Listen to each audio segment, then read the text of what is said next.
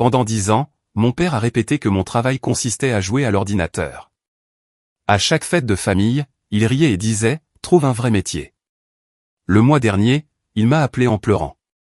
Il avait besoin de 75 000 € pour sauver sa maison. Je lui ai simplement répondu en 4 mots. Il n'a pas rappelé depuis.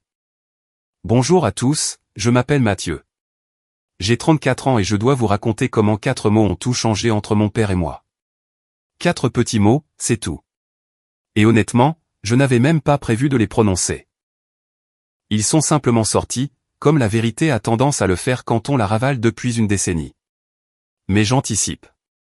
Laissez-moi vous ramener au début, car si vous ne comprenez pas comment cela a commencé, la fin n'aura pas l'impact qu'elle devrait avoir.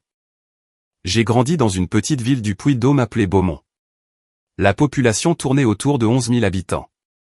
À quelques personnes près, selon ceux qui déménageaient à Lyon cette année-là pour échapper à l'ennui mortel. Mon père, Bernard, était artisan dans le bâtiment. Il construisait des maisons, rénovait des cuisines, coulait des fondations. Il était doué pour ça, d'ailleurs. Je lui accorde cela. Cet homme pouvait monter l'ossature d'un mur plus vite que la plupart des gens n'assemblent des meubles en kit, et il portait cela comme une médaille d'honneur chaque jour de sa vie.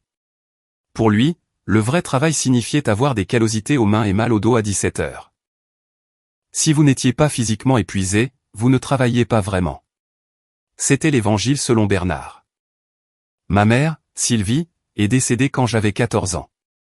Un cancer l'a emportée en 8 mois. Elle était le tampon entre mon père et le reste du monde. Et quand elle est partie, ce tampon est parti avec elle.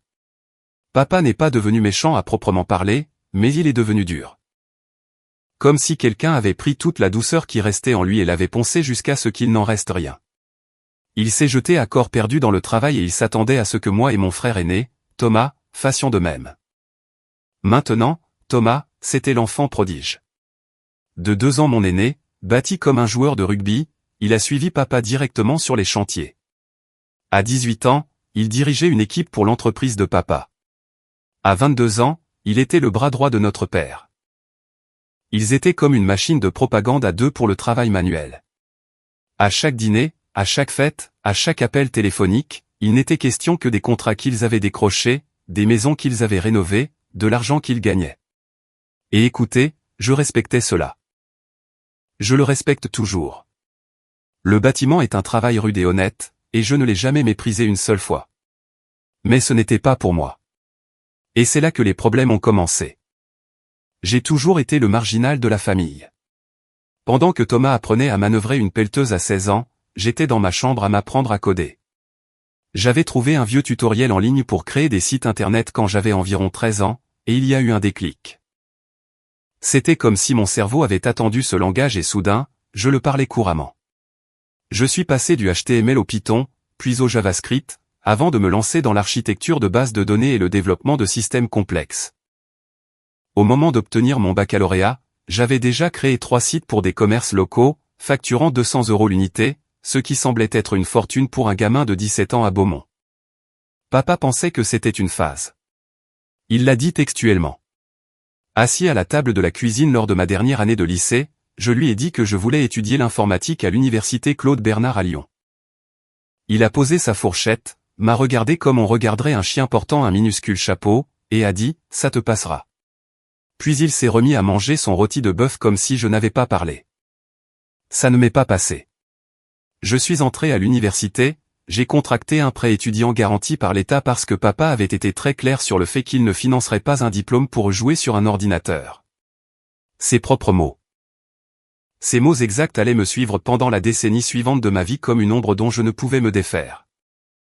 J'ai travaillé à temps partiel, j'ai continué à faire des missions en indépendant, et j'ai obtenu mon master en 4 ans avec une spécialisation en informatique et une option en gestion. J'en étais fier. Je pensais que peut-être, juste peut-être, papa le serait aussi. Lors de mon repas de remise des diplômes, auquel papa a failli ne pas venir parce que Thomas avait une grosse coulée de béton ce week-end-là, j'ai fait l'erreur d'annoncer à la famille que j'avais obtenu un poste de développeur débutant dans une entreprise technologique à Lyon. Le salaire était de 45 000 € pour commencer. Ce n'était pas une somme à changer une vie, mais c'était solide pour un jeune de 22 ans sans aucun réseau. La réaction de papa ? Il a ri. Pas un petit rire, un vrai rire à gorge déployée. Puis il a regardé Thomas et a dit, 45 000 pour s'asseoir sur une chaise toute la journée. Thomas a gagné ça sa première année avec moi et il a vraiment transpiré pour l'avoir. Thomas, à sa décharge, avait l'air mal à l'aise. Il m'a fait un petit signe de tête de l'autre côté de la table, comme des excuses silencieuses qu'il n'avait pas le courage de formuler à voix haute. Ce signe de tête allait devenir un thème récurrent au cours des 10 années suivantes. Thomas a toujours su que papa était injuste. Seulement, il n'est jamais intervenu une seule fois pour le dire. Et c'est ainsi que cela a commencé.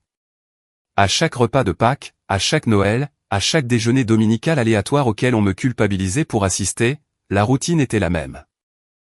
Papa me demandait comment allait le travail, je commençais à lui parler d'un projet, d'une promotion, d'un nouveau client. Et avant que je ne puisse aligner 3 phrases, il me coupait avec une variante de la même blague. Tu joues toujours sur cet ordinateur, hein? Parfois, il y ajoutait un peu de piment. Quand vas-tu te trouver un vrai métier? Ou ma préférée, tu sais, ils ont des robots qui peuvent faire ces trucs-là maintenant. Qu'est-ce que tu feras à ce moment-là? La table devenait silencieuse. Thomas fixait son assiette. Ma tante Chantal, qui organisait la plupart des fêtes après le décès de maman, essayait de changer de sujet. Et je restais simplement assis là à sourire comme un idiot, feignant de ne pas ressentir ça comme une blessure invisible à chaque fois. Voici la chose que personne ne vous dit sur le rejet parental. Ça ne vous frappe pas d'un seul coup. Ce n'est pas un grand choc dévastateur. C'est un millier de petites coupures au fil des années jusqu'à ce qu'un jour, vous réalisiez que vous avez souffert en silence tout ce temps et que vous ne l'aviez même pas remarqué. À chaque fois que papa riait de ma carrière, un petit morceau de ma confiance s'effritait. J'ai commencé à douter de moi. J'obtenais une augmentation et au lieu de célébrer, je pensais, mais est-ce que c'est un vrai travail? Je décrochais un énorme client et au lieu d'en être fier, j'entendais la voix de papa dans ma tête dire que je jouais sur un ordinateur. Ça m'a profondément affecté. Je ne vais pas l'édulcorer. À 26 ans, je gagnais 70 000 € par an, j'avais mon propre appartement, je me bâtissais une réputation dans mon domaine. Et je me sentais toujours comme un raté parce que la seule personne dont je désirais le plus l'approbation au monde traitait toute ma carrière comme une vaste plaisanterie. Le pire, c'est que papa n'était même pas malveillant. Je crois sincèrement qu'il n'essayait pas de me briser. Il ne parvenait tout simplement pas à comprendre que s'asseoir à un bureau et taper sur un clavier puisse être un travail de valeur. Dans son esprit, j'étais fondamentalement payé pour jouer à des jeux vidéo, et aucune explication n'allait changer cela. J'ai essayé, croyez-moi. Je l'ai fait asseoir une fois et j'ai tenté de lui expliquer en détail ce qu'impliquait réellement l'architecture d'un serveur. Ses yeux sont devenus vitreux en environ 45 secondes, et il a dit, ça a l'air compliqué, mais ce n'est pas de la vraie maçonnerie pour autant, n'est-ce pas? J'ai arrêté d'essayer de lui expliquer après ça. Il y a des murs que le code ne peut tout simplement pas traverser. Croyez-moi, je suis bien placé pour le savoir. Les fêtes de famille sont devenues un champ de mines. Chaque année, je me disais que ce serait différent et chaque année, ça ne l'était pas. Le repas d'automne de 2020 a été une perle particulière. Je venais d'être recruté par une plus grande entreprise à Lyon, mon salaire était passé à 60 000 € avec des avantages sociaux très confortables. J'étais enthousiaste, sincèrement enthousiaste. Je suis entré chez tante Chantal avec une bouteille de vin et ce que je croyais être de bonnes nouvelles. Papa en était déjà à sa 3e bière, appuyé contre le plan de travail de la cuisine, racontant à l'assemblée l'histoire d'une terrasse qu'il venait de construire pour le maire de la commune. J'ai attendu une accalmie, j'ai mentionné le nouveau poste, et il s'est tourné vers tante Chantal pour dire, « Tu as entendu ça, Chantal ?» Mathieu améliore sa chaise de jeu vidéo. Thomas a toussé dans sa serviette. Tante Chantal s'est versé plus de vin. Et je suis resté là à sourire, toujours à sourire, car qu'allais-je faire d'autre? Faire une scène en plein repas? Pour une blague qui n'était soi-disant qu'une blague. Mais voici la vérité sur les blagues. Les vraies blagues sont amusantes pour tout le monde. Quand une seule personne rit et que l'autre encaisse, ce n'est pas une blague. C'est chercher un bouc émissaire. Et j'ai été la cible préférée de papa pendant très longtemps. Le schéma a continué pendant des années. Chaque étape franchie, chaque promotion obtenue, chaque compétence développée, tout était réduit à la même chute, jouer sur un ordinateur. Et j'ai encaissé cela année après année après année. Je l'ai simplement encaissé parce que j'aimais mon père et je voulais qu'il aime ce que je devenais. C'était tout ce que j'avais toujours voulu, qu'il me regarde comme il regardait Thomas et dise « Je suis fier de toi, mon fils ». Il ne l'a jamais fait. Pas une seule fois, pas en 10 ans. Et ce qui est fou, c'est que j'ai continué à venir quand même. J'ai continué à m'exposer. J'ai continué à espérer que cette fois-ci, ce repas, cet appel téléphonique, quelque chose serait différent. Ça ne l'a pas été jusqu'à ce que ce soit le cas, mais nous y viendrons. Les années ont continué à défiler, tout comme les remarques. Elles sont devenues cette tradition familiale grotesque, comme une bûche de Noël dont personne ne voulait mais à laquelle tout le monde s'attendait. J'ai eu 27, 28, 29 ans. Chaque année, ma carrière progressait. Chaque année, le respect de papa pour elle restait au point mort. Quand j'ai eu 28 ans, j'ai été promu développeur expérimenté dans mon entreprise. Je dirigeais une équipe de 6 personnes et je gérais des projets d'1 demi-million d'euros. J'ai appelé papa pour le lui dire parce que, malgré tout, je voulais toujours qu'il s'en soucie. Il a écouté pendant peut-être 30 secondes, puis il a dit « C'est bien, mon grand. Et, je t'ai dit que Thomas vient de décrocher le contrat pour la nouvelle caserne de pompiers, 300 mètres carrés ? Toute la ville en parle. » Je me suis assis sur le bord de mon lit après cet appel, fixant le mur, me demandant pourquoi je continuais à m'infliger ça. C'était comme toucher une plaque chauffante encore et être surpris à chaque fois que ça brûlait. Puis est arrivé le Noël de mes 29 ans. C'est celui qui a brisé quelque chose en moi, quelque chose qui devait se briser, honnêtement. Mais ça ne m'a pas semblé être le cas sur le moment. J'ai amené ma compagne au dîner, Camille. Nous sortions ensemble depuis environ 8 mois, et elle était la première personne avec qui j'étais qui comprenait vraiment ce que je faisais dans la vie, et qui trouvait cela impressionnant. Elle était graphiste, incroyablement créative, et elle avait cette façon de me faire sentir que mon travail avait de l'importance. J'étais nerveux à l'idée de la présenter à la famille, mais aussi un peu excité. Peut-être qu'avoir quelqu'un de présent qui respectait ma carrière allait changer la dynamique. Peut-être que papa me verrait à travers ses yeux pour une fois. Nous sommes arrivés chez tante Chantal vers 16 heures. Thomas était déjà là avec sa femme Laure et leurs 2 enfants. Papa était dans le salon, accaparant l'attention, racontant à tout le monde une rénovation qu'il avait faite pour un cabinet dentaire local. Du Bernard tout craché. Nous sommes entrés. J'ai présenté Camille. Tout le monde était poli. Jusqu'ici, tout allait bien. Puis nous nous sommes assis pour dîner et ça a commencé. Papa a demandé ce que Camille faisait comme travail. Elle lui a dit qu'elle était graphiste. Il a hoché la tête, ce qui était plus de reconnaissance qu'il n'en avait jamais accordé à ma carrière, et a dit « Alors, tu fais les trucs informatiques artistiques, toi aussi, hein ? Vous deux devez passer des moments vraiment excitants à fixer des écrans ensemble. » Camille a ri, pensant qu'il était taquin. Moi, je n'étais pas dupe. Je sentais la machine se mettre en route. Et bien sûr, environ 10 minutes plus tard, Thomas a mentionné qu'il pensait à agrandir l'entreprise, peut-être embaucher 2 gars de plus pour la nouvelle année. Papa s'est illuminé comme un sapin de Noël. Il a parlé pendant 15 minutes de la fierté qu'il éprouvait, de la façon dont Thomas bâtissait un héritage, de l'importance du nom de famille à Beaumont grâce à leur travail. Du vrai travail, a-t-il dit à 2 reprises. Puis il s'est tourné vers moi et a dit, « Alors, Mathieu, tu fais toujours ton truc informatique ou as-tu enfin retrouvé la raison ?» La table est devenue silencieuse. Tante Chantal a regardé son verre de vin comme si elle envisageait de s'y noyer. Thomas a pris son regard caractéristique fixé sur l'assiette. J'ai dit, je viens d'être promu, papa. Je gère une équipe maintenant. Il a agité la main comme s'il chassait une mouche. Gérer une équipe de quoi? D'autres gamins sur des ordinateurs? Allons, fiston. Quand vas-tu faire quelque chose avec tes mains? Quelque chose qui compte vraiment. La fourchette de Camille s'est arrêtée à mi-chemin de sa bouche. Elle m'a regardé, puis a regardé papa, puis est revenue vers moi. Je pouvais la voir assimiler ce dont elle était témoin en temps réel. J'ai dit doucement, mon travail compte, papa. Il s'est adossé à sa chaise et a gloussé. Je ne fais que te taquiner, Mathieu. Ne sois pas si sensible.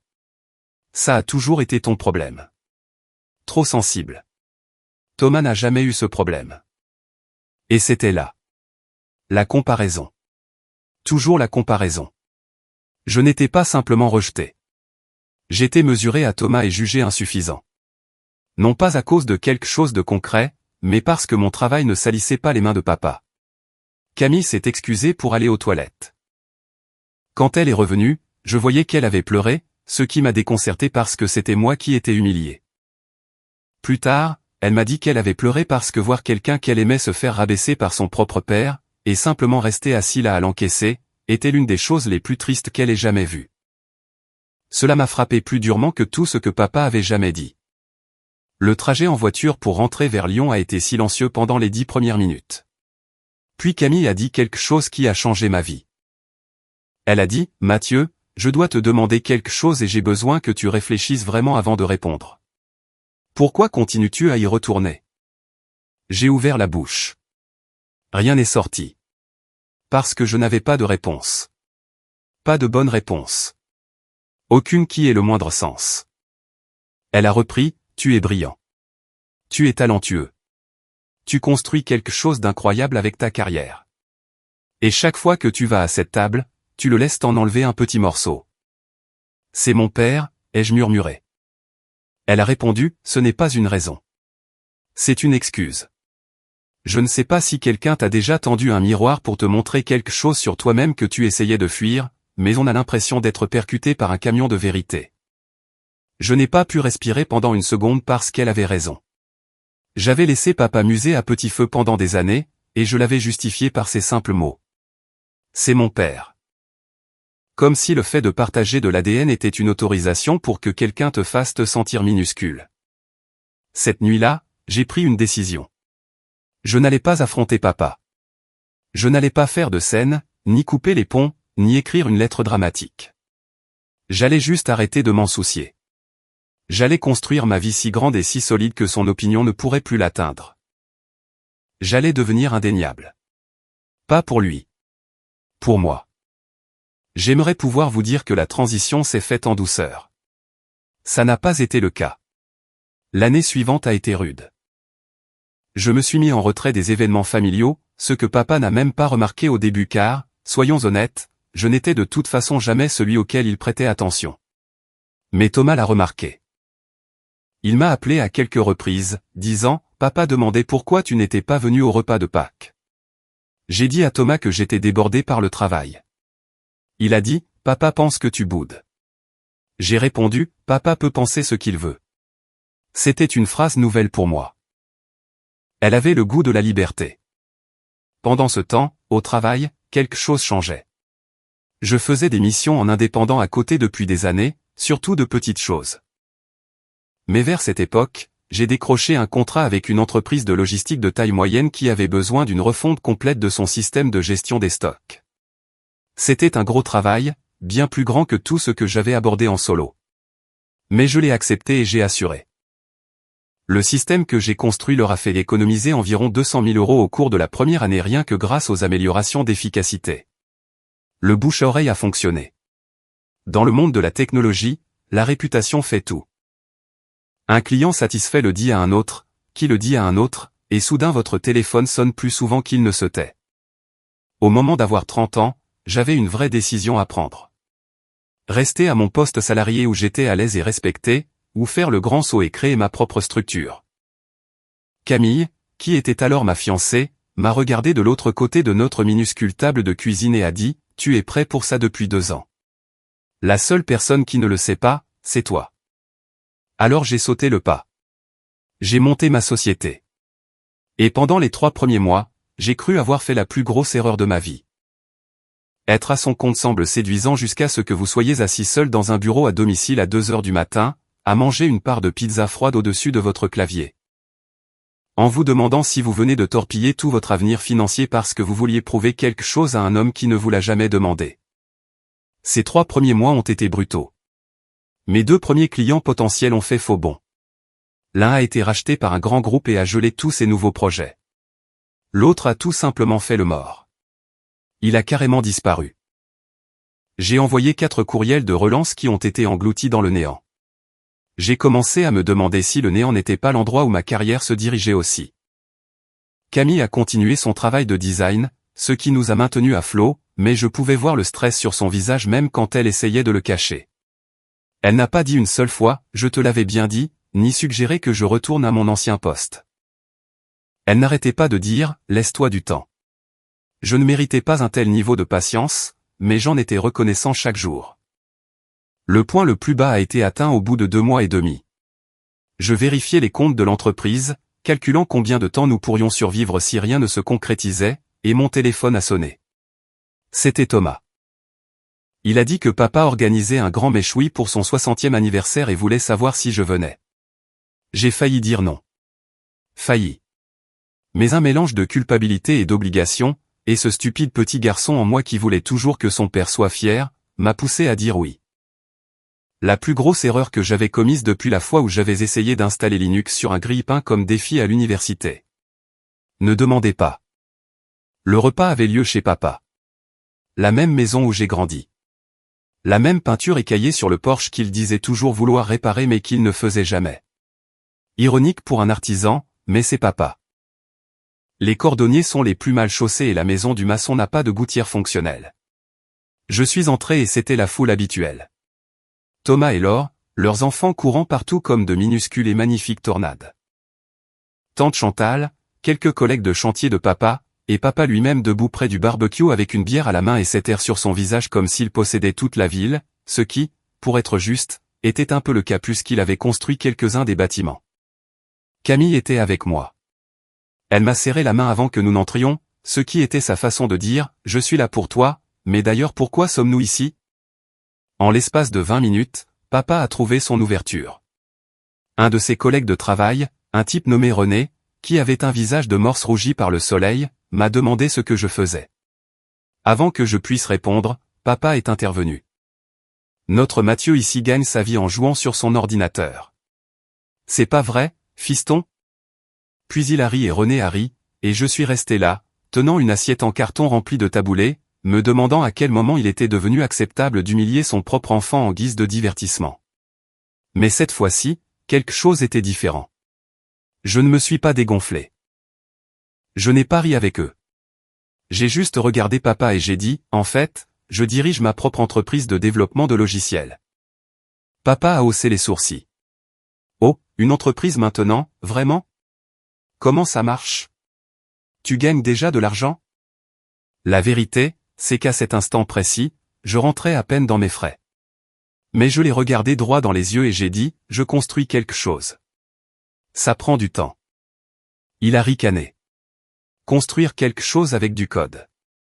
Fiston, j'ai construit des choses toute ma vie. De vraies choses. Des choses qu'on peut toucher.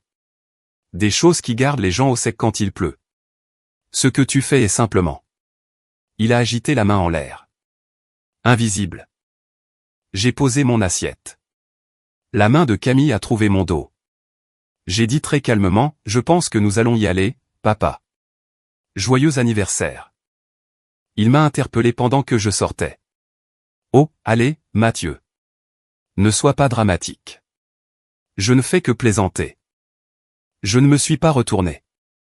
Camille et moi sommes rentrés chez nous en silence, mais ce n'était pas un silence triste. C'était un silence résolu. Comme si nous étions tous les deux d'accord sur quelque chose sans avoir à le dire. J'en avais fini de passer des auditions pour un rôle que je n'allais jamais obtenir. Cette nuit-là, je me suis assis à mon bureau et j'ai travaillé jusqu'au lever du soleil. Non pas parce qu'il le fallait, mais parce que je le voulais. Car pour la première fois, ma motivation n'était pas de donner tort à papa. C'était de me donner raison. Et puis le destin a apparemment décidé que j'avais assez galéré. Les choses ont commencé à s'enchaîner. Un ancien collègue nommé Laurent, un type brillant, doué pour les infrastructures de serveurs distants, m'a contacté et m'a dit qu'il avait entendu dire que je m'étais mis à mon compte.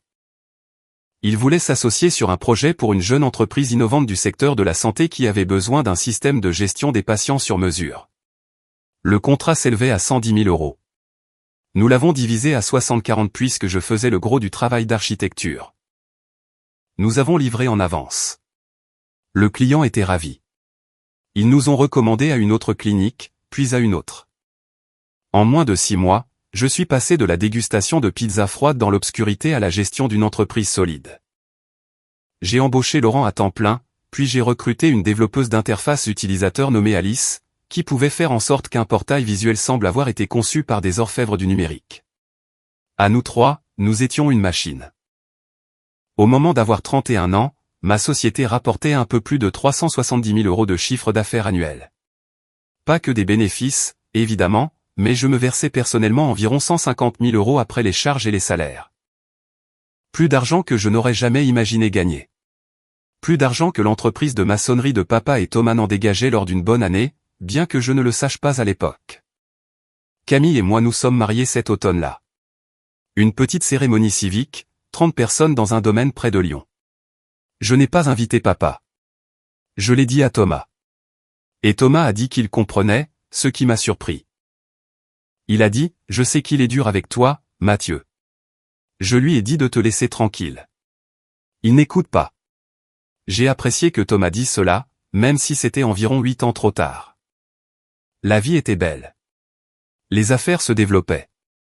Je signais des contrats avec des entreprises qui m'auraient ébloui 2 ans plus tôt. Nous avons acheté une maison, pas un manoir, mais une vraie maison authentique avec un jardin, un garage et une porte d'entrée qui ne coinçait pas quand il pleuvait. À chaque fois que je franchissais cette porte, je pensais à toutes les portes que papa avait dit que je ne pourrais jamais ouvrir. J'ai aussi commencé à mettre de l'argent de côté. Beaucoup d'argent. Camille et moi vivions volontairement en dessous de nos moyens. Nous conduisions des voitures raisonnables, nous ne prenions pas de vacances extravagantes, et nous accumulions une épargne comme si nous attendions l'apocalypse. En partie, c'était simplement de la prudence. Et en partie, c'était d'avoir grandi en regardant papa dépenser chaque euro à la seconde où il arrivait sur son compte et de n'avoir jamais de filet de sécurité. Je m'étais promis de ne jamais vivre de cette façon. À 32 ans, j'avais un peu plus de 200 000 € placés de côté. L'entreprise connaissait une croissance d'environ 30% d'une année sur l'autre. J'ai embauché 2 développeurs de plus et un chef de projet nommé Maxime qui pouvait gérer les clients institutionnels avec un tact parfait. Nous avons loué de vrais bureaux. Je me souviens d'avoir été debout dans cet espace vide la veille de notre aménagement, de regarder les murs nus et de penser, c'est réel. C'est à moi. Et personne ne peut agiter la main et rendre cela invisible. J'ai découvert plus tard que pendant toute cette période, les affaires de papa prenaient la direction opposée. Le marché immobilier de la région s'était refroidi. Quelques gros chantiers avaient capoté. Thomas m'a confié prudemment que papa avait contracté des dettes pour faire tourner la boutique. Il avait pris une hypothèque sur la maison, fait quelques paris sur des chantiers qui n'avaient pas été payants. Mais papa ne m'a jamais appelé, n'en a jamais parlé. Sa fierté était une forteresse que même la perspective d'une faillite ne pouvait franchir. Je ne m'en suis pas réjoui. Je veux être clair là-dessus. Je ne me sentais pas bien de voir papa en difficulté. Malgré tout, il est resté mon père et je l'aimais de cette manière compliquée et meurtrie dont on aime quelqu'un qui vous a blessé tellement de fois qu'on ne compte plus, mais qu'on ne peut pas tout à fait abandonner. J'ai simplement gardé la tête baissée et j'ai continué à construire. Parce que c'est ce qu'on fait quand on gagne sa vie en jouant sur un ordinateur. On construit des choses que personne ne peut voir jusqu'à ce que soudainement elles soient partout. L'appel de Thomas a eu lieu un mardi d'octobre. Je m'en souviens car j'étais en train d'examiner un contrat pour un nouveau client, un grand groupe logistique basé à Lille qui voulait que nous reconstruisions l'intégralité de leur plateforme de suivi d'approvisionnement. C'était la plus grosse affaire qu'on nous ait jamais proposée, 700 000 € sur 18 mois. Mes mains tremblaient littéralement quand j'ai lu la proposition. Et puis mon téléphone a sonné, le nom de Thomas s'est affiché et j'ai su, de la façon dont on le sait parfois instinctivement, que quoi qu'il s'apprête à dire, ce serait lourd. « Salut », a-t-il dit. Sa voix avait ce ton prudent et mesuré qu'utilisent les gens quand ils s'apprêtent à annoncer une mauvaise nouvelle, et qu'ils vérifient si vous êtes bien assis. « Salut, que se passe-t-il » ? C'est papa. 2 mots. Mon estomac s'est noué. Pendant une seconde, j'ai cru qu'il allait m'annoncer que papa était malade ou blessé ou pire, mais ce n'était pas ça. C'était presque plus difficile à entendre d'une certaine manière. Thomas m'a tout expliqué. L'entreprise de papa perdait de l'argent à vue d'œil depuis une bonne partie de ces 2 dernières années. Le ralentissement du secteur dans la région était pire que ce que quiconque avait laissé entendre. Papa avait accepté 2 grands projets de rénovation qui avaient tous les 2 mal tourné. L'un des clients l'a poursuivi en justice pour des retards de livraison. L'autre a fait faillite à mi-chemin et a laissé papa payer les pots cassés pour des matériaux qu'il avait déjà achetés à crédit. Il avait lourdement hypothéqué la maison pour combler les trous, puis les agios s'étaient accumulés. Les mensualités avaient explosé. En fin de compte, papa avait environ 75 000 € de dettes exigibles. La banque avait lancé une procédure et menaçait de saisie immobilière. Il avait environ 60 jours pour trouver l'argent ou perdre la maison dans laquelle il vivait depuis 35 ans. La maison où le jardin de maman fleurissait chaque printemps. La maison où Thomas et moi avions grandi. La maison que papa avait juré, sur la tombe de maman, de ne jamais abandonner. Je suis resté silencieux pendant un long moment. Thomas ne m'a pressé. Finalement, j'ai dit, où en est-il avec l'entreprise? Thomas a expiré. C'est fini, Mathieu. La société est en liquidation judiciaire depuis des mois. Il ne me l'avait pas dit non plus. Pas avant qu'il ne soit trop tard pour que je puisse y faire quoi que ce soit. J'ai ma propre équipe maintenant, mes propres chantiers, mais je n'ai pas une telle somme en trésorerie. Laure et moi venons de rénover notre propre maison. Nous sommes à sec. Et papa t'a demandé de m'appeler. Il y a eu une pause. Ouais, il ne pouvait pas t'appeler lui-même. Une autre pause. Tu sais comment il est. Je ne savais pas. C'était bien le problème. Je savais exactement comment il était. C'était un homme qui préférait perdre sa maison par saisie bancaire plutôt que de décrocher le téléphone et d'admettre à son fils cadet que le gamin qui jouait sur des ordinateurs était le seul à pouvoir le sauver. Sa fierté n'était pas seulement une forteresse. C'était une prison et il s'y était enfermé à double tour. J'ai dit à Thomas que j'avais besoin de temps pour réfléchir. Il a dit qu'il comprenait. Nous avons raccroché. Je suis resté assis à mon bureau pendant probablement 20 minutes, sans bouger, fixant simplement le contrat de Lille sur mon écran. 700 000 € d'un côté de ma vie. 75 000 de l'autre. Une décennie de moquerie assise en plein milieu. Cette nuit-là, j'ai tout raconté à Camille. Elle a écouté comme elle le fait toujours, c'est-à-dire attentivement et sans m'interrompre. Quand j'ai fini, elle a dit, « Que veux-tu faire ?» J'ai dit, honnêtement, je ne sais pas. Elle a répondu, « Si, tu le sais. Tu ne veux simplement pas encore l'admettre parce que tu as peur de ce que cela dit de toi, dans un sens comme dans l'autre. » Elle avait raison. Évidemment, elle a une façon agaçante d'avoir raison sur la plupart des choses, ce qui est à la fois la meilleure et la pire des qualités chez une épouse. La vérité, c'est qu'une partie de moi voulait t'aider. C'était l'enfant en moi. Celui qui se souvenait encore de papa lui apprenant à faire du vélo. Qui se souvenait encore de papa assis dans la salle d'attente des urgences quand je m'étais cassé le bras à 11 ans. Qui se souvenait encore de la façon dont papa regardait maman, comme si elle était la seule personne au monde.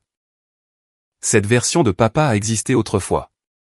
Elle avait été ensevelie sous le chagrin, l'entêtement et des années à ne pas savoir comment nouer des liens avec un fils différent de lui. Mais il avait existé.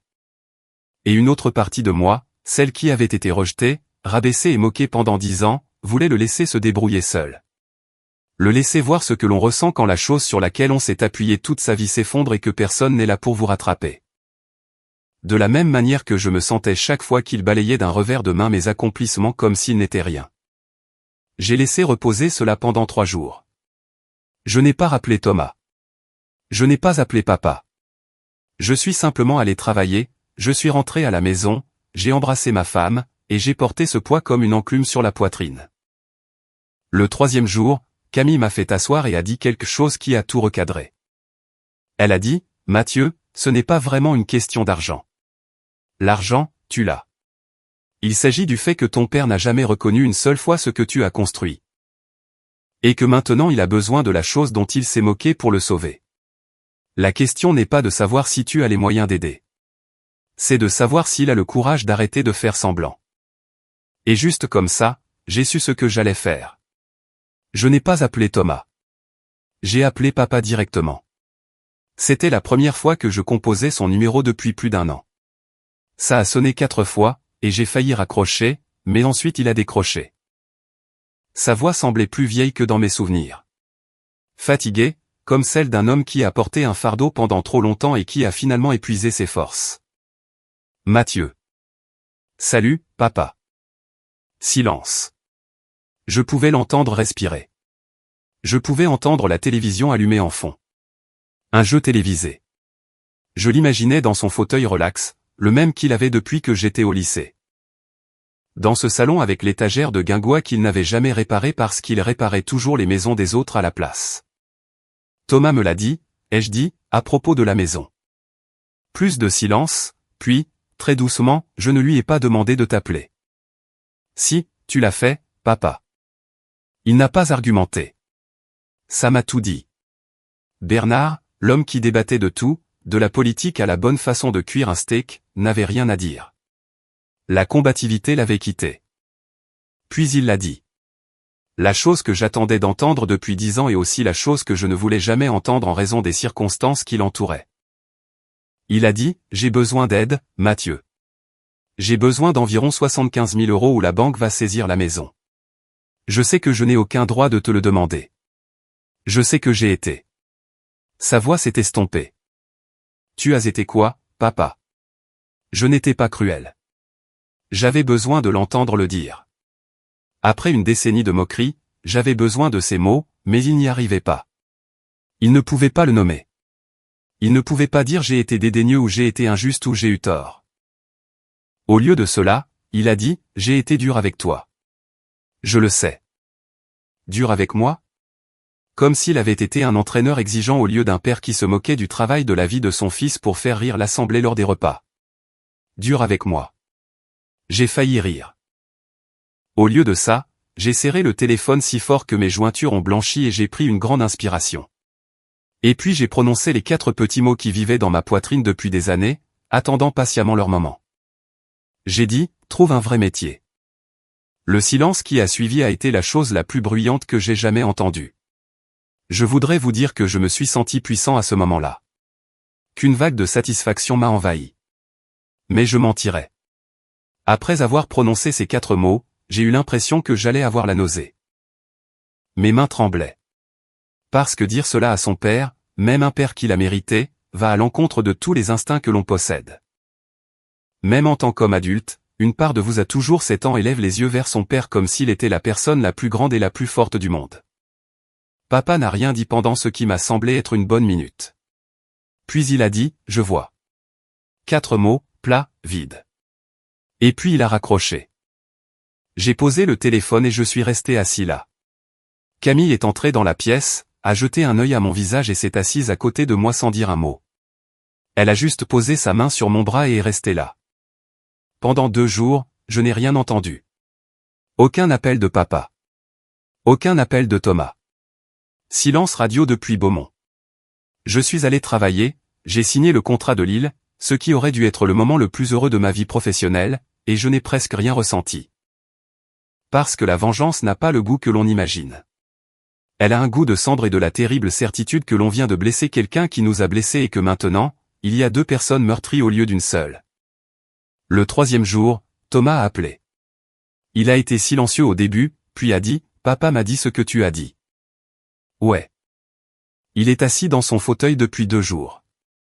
Il ne veut pas manger, il ne veut parler à personne. Il reste juste assis là, la gorge serrée. Je sais que ça a l'air dur, Thomas, mais il m'a dit exactement cette même chose à chaque fête pendant 10 ans. À chaque fois. Pendant que je construisais une carrière, pendant que je construisais une entreprise, pendant que je construisais une vie, il a ri de tout ça. Et maintenant? La seule raison pour laquelle il a appelé, c'est parce qu'il a besoin de la chose dont il a ri pour le sauver. Thomas est resté silencieux pendant un long moment. Puis il a dit, « Tu as raison. Je sais que tu as raison. J'aurais dû dire quelque chose il y a longtemps. J'aurais dû lui dire d'arrêter. Je ne l'ai pas fait. Et c'est de ma faute. » C'était la première fois que Thomas assumait la responsabilité de son rôle dans cette dynamique.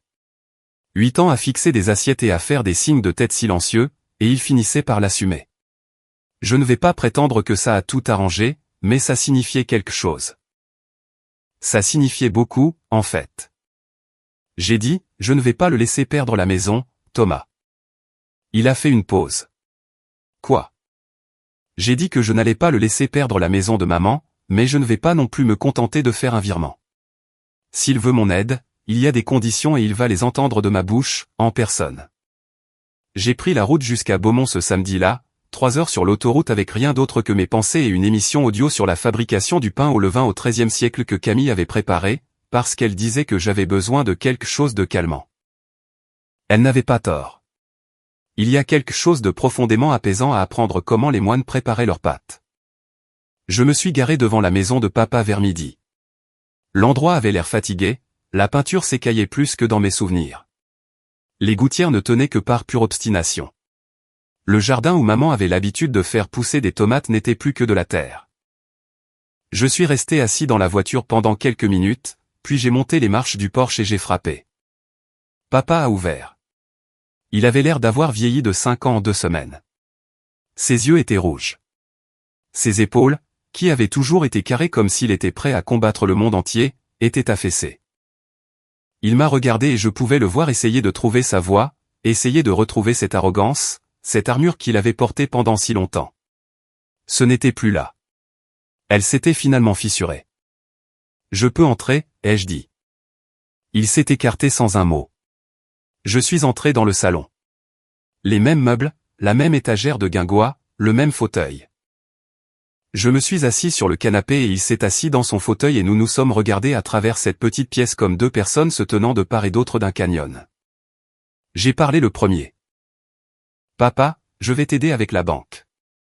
J'ai l'argent et je vais m'assurer que tu ne perdes pas la maison. Mais d'abord, j'ai besoin que tu entendes certaines choses et j'ai besoin que tu les entendes vraiment, sans les rejeter, sans agiter la main. Sans changer de sujet pour parler de ce que Thomas est en train de construire. » Il a hoché la tête, juste un petit signe de tête, mais c'était la plus grande marque d'attention qu'il m'ait jamais accordée. J'ai dit, pendant 10 ans, tu as traité ma carrière comme une blague. À chaque repas, à chaque appel téléphonique, à chaque fois que j'essayais de partager quelque chose dont j'étais fier. Tu as ri de ça. Tu as appelé ça jouer sur un ordinateur. Tu m'as dit de me trouver un vrai métier. Tu m'as comparé à Thomas comme si j'étais la version défectueuse. Et papa. Ça m'a profondément meurtri. Je me fiche de savoir à quel point tu penses que je devrais être endurci ou à quel point tu penses que je suis sensible. Ça a été un coup très dur. Ton opinion comptait plus pour moi que celle de quiconque au monde. Et tu l'as utilisée pour que je me sente minuscule. Sa mâchoire s'est contractée. Je pouvais le voir lutter contre tous ses instincts de dévier la conversation, de minimiser, de faire une blague. Mais il ne l'a pas fait. Il est juste resté assis là et a encaissé. Peut-être pour la première fois de sa vie. J'ai continué. L'entreprise que j'ai bâtie, celle que tu pensais être invisible, est la raison pour laquelle je peux te faire un chèque de 75 000 € tout de suite pour solder cette dette. Les compétences dont tu te moquais paient mon prêt immobilier.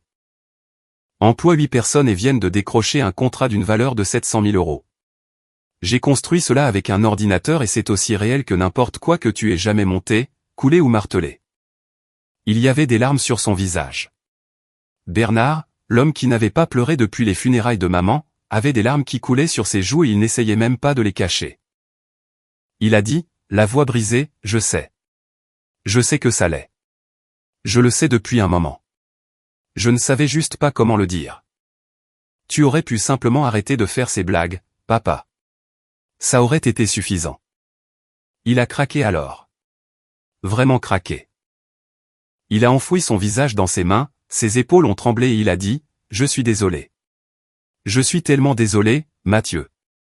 J'avais peur. Je ne comprenais pas ce que tu faisais.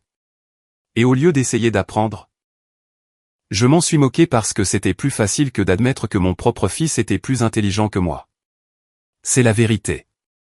Je me sentais menacé par toi, par ce que tu pouvais faire, parce que je ne pouvais pas le comprendre. Et un homme qui ne peut pas comprendre quelque chose, eh bien. Dans mon esprit, cela me rendait inférieur. Et je ne pouvais pas être inférieur. Alors, j'ai fait de toi l'inférieur à la place. Je ne vais pas prétendre que cet aveu a tout arrangé. Ce n'est pas le cas. On n'efface pas 10 ans de dégâts psychologiques avec un seul moment d'honnêteté dans un salon, mais c'était un début. La première chose vraiment honnête qu'il m'ait jamais dite à propos de notre relation. Je lui ai fait le chèque cet après-midi-là. 75 000 € pour lever l'hypothèque. Il l'a tenu dans ses mains comme s'il était fait de verre. Puis il m'a regardé et a dit, ta mère serait tellement fière de toi. Celle-là m'a touché. Je ne vais pas mentir. J'ai dû détourner le regard pendant une seconde parce que ce salon devenait flou et je refusais de fondre en larmes dans le même fauteuil où j'avais l'habitude de regarder des dessins animés.